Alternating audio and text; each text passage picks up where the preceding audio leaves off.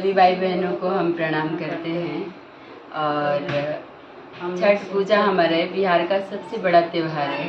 उस पावन अवसर पे हम एक बहुत सा अच्छा सा प्यारा सा गीत सुनाने जा रहे हैं छठ पूजे का। अगर जो आपको पसंद आए तो लाइक और सब्सक्राइब करिए।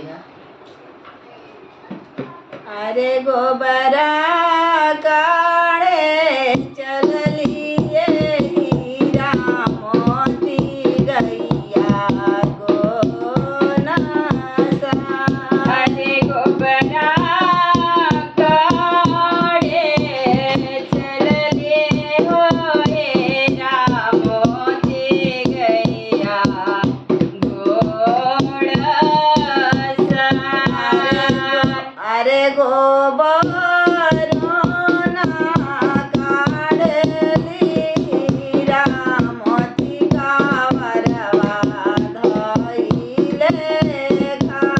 अरे गोबरोना काढ़ली हीरा मोती कावरवा धइले खा।